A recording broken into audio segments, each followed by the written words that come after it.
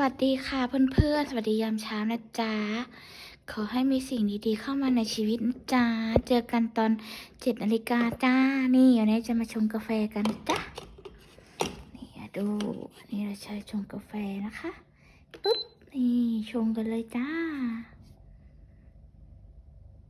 นี่ชงกาแฟกันเลยจ้าใครได้ทานกาแฟกันแล้วเติมพลังด้วยกาแฟนะคะชีวิตจะได้สดชื่นทั้งวันเลยจ้าดูหน้าคนสวย